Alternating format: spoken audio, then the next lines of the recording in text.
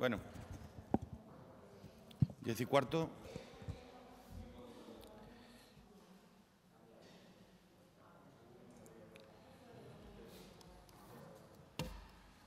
Os cuento un poco del Consejo de Gobierno y luego me pongo a vuestra disposición para aquello que queráis preguntar, ¿no? Me ha quedado claro a lo largo de esta legislatura que la prioridad de este Gobierno estaba en darle un nuevo impulso a Extremadura, y en este Consejo de Gobierno aprobamos una convocatoria de ayudas precisamente encaminada en esa línea, dentro de lo que vinimos en llamar estrategia de economía verde y economía circular, y que no es más que la convocatoria para las explotaciones agrarias de Extremadura para 2019 en el ámbito de la economía verde y circular, ¿no? Son 1.800.000 euros que pueden ir destinados a cualquiera de las acciones en esta materia, ya sean instalaciones para hacer compost, ya sean instalaciones de tratamiento y revaloración de purines y estiércol, ya sean inversiones para disminuir el consumo de agua o instalaciones de generación de energía por biomasa o maquinaria asociada a la producción ecológica. Igualmente, hemos aprobado una convocatoria de ayuda para la reestructuración y reconversión del viñedo en Extremadura, y que tiene como actuaciones esenciales las reconversiones varietales, las reimplantaciones de viñedos y la mejora de las técnicas de gestión de viñedo, cambio de vasos a espalderas. Es una inversión de 9 millones de euros, y en los criterios de valoración se tendrán en cuenta que los solicitantes tengan todas las parcelas de viñedo de su explotación inscritas como ecológicas o como denominación de origen, que eran reivindicaciones históricas que se habían producido. Uno de los elementos esenciales del estado del bienestar es la sanidad, ¿no? Y a medida que tienes esa vocación que hemos tenido siempre de construir una sanidad que llegue a todos y al mismo tiempo de manera muy especializada y con altísimos niveles de calidad, nos vamos dando cuenta de escenarios en los que tú descubres aspectos que todavía quedan por andar, por recorrer.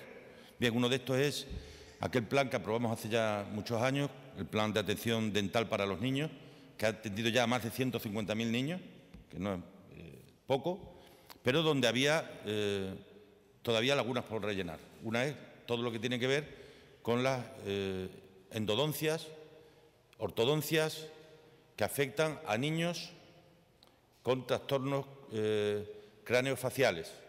Para que nos entendamos, lo más habitual, los llamados labios leporinos, niños que como consecuencia de nacer con esas dificultades, pues tienen al mismo tiempo malformaciones bucales que exigen de un tratamiento específico y que obviamente tienen unos costes elevados, ¿no? Bueno, pues incorporamos al plan de salud de atención dental para los niños a todos aquellos niños que nazcan con malformaciones craneofaciales y que puedan ver cubierta esa parte del tratamiento. De la misma manera, he tenido un poco como de idea fuerza a lo largo de toda esta legislatura lo que tiene que ver con la agilización de la tramitación, facilitarle la vida al ciudadano, al usuario de la Administración Pública, el pago telemático de la ITV, de la licencia de caza y pesca, ¿no? Bueno, pues viene un decreto también que regula los procedimientos administrativos asociados a la disposición de viviendas protegidas. Es decir, buscar fórmulas, aliviar la burocracia, aliviar la documentación que acompaña todo este tipo de procesos, ¿no? Y, por último, tenemos también la convocatoria de subvenciones para la construcción o reforma de servicios centros sanitarios de Extremadura para el ejercicio 2019. Se trata de construcción por parte de los ayuntamientos de consultorios locales, básicamente, ¿no? Esto tiene además un entronque muy directamente relacionado con la despoblación. Es decir, si dotamos bien los servicios públicos con calidad, dotados de las últimas tecnologías, allí donde vive la gente, por pequeño que sea, ahí tendremos el primer peldaño para luchar contra la despoblación, ¿no? E igualmente ha salido a concurso la dotación de cafetería para el Hospital de Cáceres y el resto de hospitales del área de salud de Cáceres. Me someto a vuestras preguntas.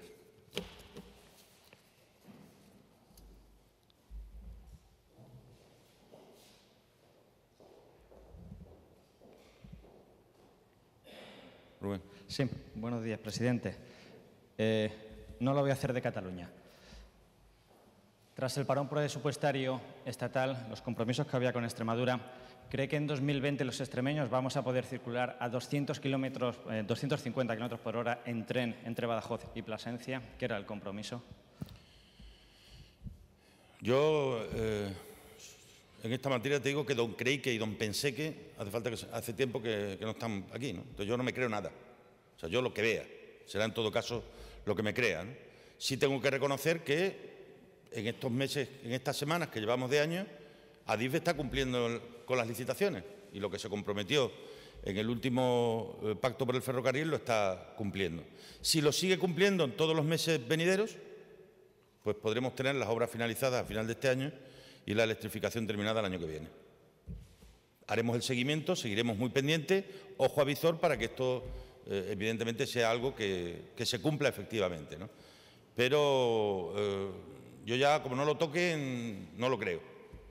Si vas por la autovía 66, me voy fijando siempre y todos los días, que la recorro casi todos los días, y las obras van avanzando. Y efectivamente había tramos que anteriormente se cortaba la línea y ahora pues ya se ve allí movimiento y se ve balastro y se ve camiones y se ven máquinas, ¿no?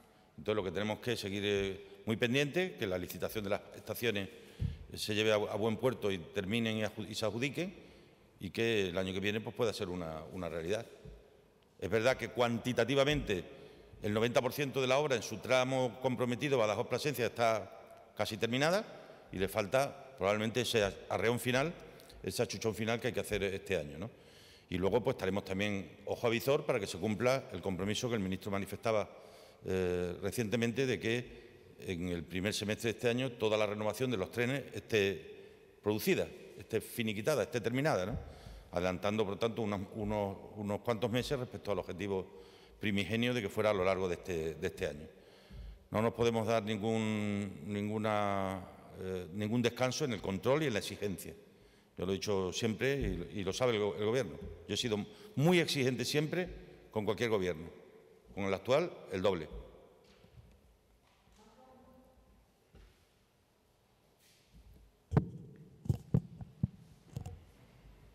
Buenos días, presidente. ¿Qué tal, Laura? Pedro Sánchez ha convocado ya las elecciones. No sé si se da una fecha máxima para la convocatoria de las elecciones en Extremadura, por un lado, y por otro, bueno, sobre ese efecto indeseado que ha provocado la convocatoria el 28 de abril, sobre oposiciones en marcha. Bien. Respecto a la convocatoria de las autonómicas, está tasado, el día 26 de mayo se producen, restale 54 días y creo que es el día 2 de abril el día en el que firmaré el decreto de disolución de la Asamblea de Extremadura, ¿no? Está pasando una cosa muy curiosa, y es que llevamos unos meses en los que unos pedían elecciones y parece que otros no las queríamos. Y ahora los que parece que no las queríamos estamos encantados con que se hayan convocado y los que la vienen pidiendo parece que están como con mala cara. Entonces estas son las cosas que ocurren en la política a veces que son difíciles de entender, pero me da la impresión que algunos de los que estaban deseando que hubiera elecciones no tienen ganas ninguna de que las hubiera. Probablemente porque saben lo que les va a ocurrir, ¿no? Pero estas son las cosas que suelen ocurrir o que pueden ocurrir. Van a ser campañas muy solapadas y por lo tanto que irán muy de la mano, ¿no? Espero que luego tengamos nuestro tiempo en el mes de mayo para poder hablar de Extremadura y que no sea todo el debate nacional que parece que lo invade todo o casi todo, ¿no? Aunque algunos, a base de tanto hablar de España, se han olvidado de hablar de los españoles. Y yo voy a seguir hablando de los extremeños y de las extremeñas, ¿no? A veces, cuando uno habla tanto de los símbolos, se acaba olvidando de las personas, que son objeto de derechos y de deberes, y que son los que cuando ven la tele dicen, oye, ¿de mí cuándo va a hablar esta gente algo, no? Respecto a las oposiciones y la fecha, hoy lo hemos estado viendo en el Consejo de Gobierno, en la medida en la que podamos hay que evitar que sean el mismo día. Obviamente, habíamos tomado decisiones colectivas con otras comunidades autónomas. Ojalá que podamos ponernos todos de acuerdo para que se pueda mover la fecha. En principio hay que esperar. Cuanto menos alteres el calendario de los estudiantes, mejor. Por eso, ¿cómo conciliamos esta idea de no alterar el calendario, pero al mismo tiempo no poner unas oposiciones un día en que la gente tiene el derecho de poder ejercer el voto? Pues lo moveríamos o bien al día anterior o semana arriba, semana abajo, pero el mensaje que se le traslada a los estudiantes no puede ser que les estamos cambiando el calendario ahora permanentemente, ¿no? De modificarse, se modificaría muy poco para facilitarles el voto y también facilitarles la vida de estudiar este arreón final hasta las oposiciones el 28 de abril sin que eso altere sobremanera sus planes, ¿no? Más cositas. Sí, presidente, buenos días. ¿Qué opina usted acerca de ese desafortunado incidente que vivió el ministro de Fomento en un bar de copas aquí en Mérida y, sobre todo, con todo lo que ha pasado después, ¿no? Ese tuit de Pedro Acedo y demás? Pues tú lo has calificado y yo lo suscribo, desafortunado. Mira, me gustaría calificarlo de incidente aislado. Lo que me parece inaudito es que luego se aprovechen y se digan la cascada de declaraciones. Yo conozco a esta gente. Me parece que ellos mismos son los que están arrepentidos ya de lo que ocurrió, ¿no? Me da la impresión, que son cosas que consecuencia de un calentamiento de boca. El ministro no ha querido denunciarlo precisamente porque es un hombre tolerante y que sabe las consecuencias que tiene el que un día tengas un mal día.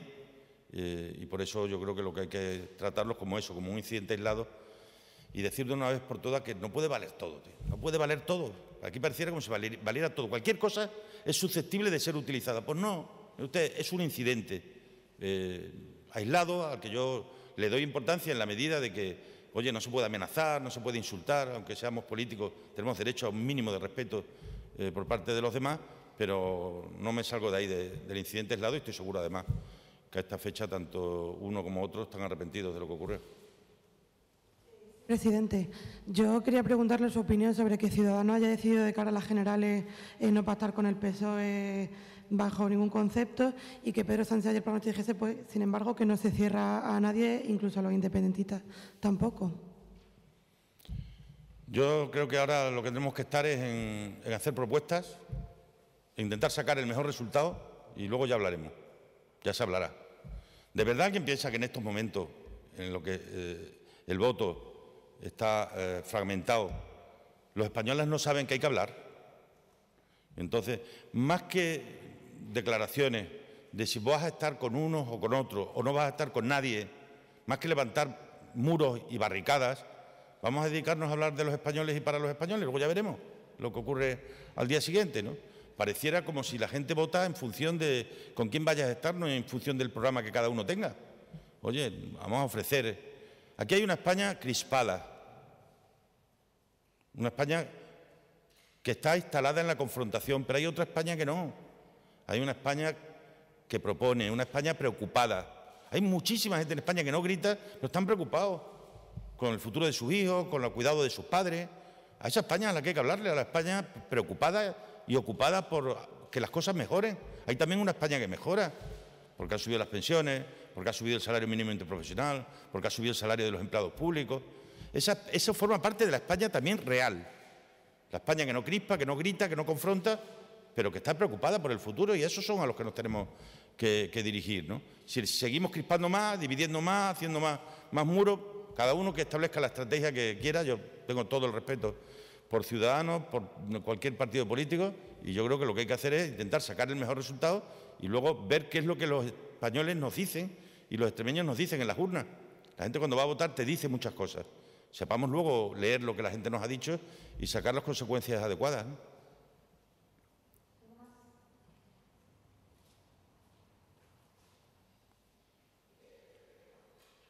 Tanto la ministra ayer como usted en reiteradas ocasiones han hablado de la petición de tranquilidad al entorno de Almaraz por la continuidad de la actividad de la central, pero los trabajadores siguen inquietos. Hablaban ayer de convocar movilizaciones y presentar mociones en los ayuntamientos. Yo los entiendo porque, como no se ha presentado todavía la documentación que permita prorrogar la actividad, pues mientras no se presente la documentación, los trabajadores mantienen sus niveles de preocupación, ¿no? Yo me he reunido ya con ellos y, por tanto, sé lo que piensan y ellos saben lo que pienso yo, ¿no? Lo que sí parece que es una realidad que ni se cierra ahora ni se va a cerrar cuando acabe la vida útil en el 23, sino que nos iremos más cerca del final de la década de los 20, ¿no? Lo que tenemos que hacer, creo, todos es trabajar, aprovechar estos 9 o 10 años que probablemente tendremos por delante desde ahora para trabajar. Hoy vamos a presentar 2 proyectos importantes para la comarca del Campo Arañolo. Si hacemos eso todos los trimestres, seguramente la preocupación que todos tenemos, y la tenemos, no existirá. Lo que sí he dicho, y repito y lo diré 1000 veces, esto no es Garoña. Nosotros no vamos a permitir que se cierre sin alternativas. Y lo que hay que es construir las alternativas. Las alternativas se construyen poniendo firme voluntad.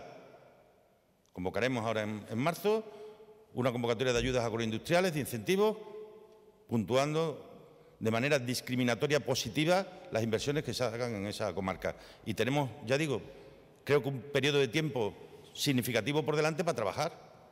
Ya veremos exactamente cuándo son las fechas en función de lo que las empresas decidan, ¿no?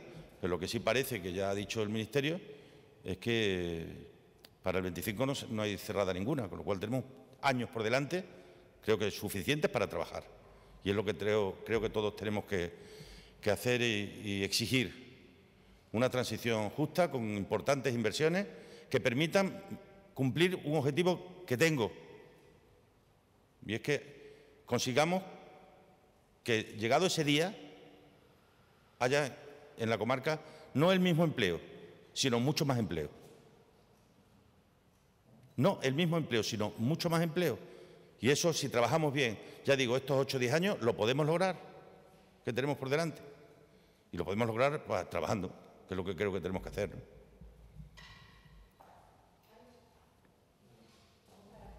Muy bien.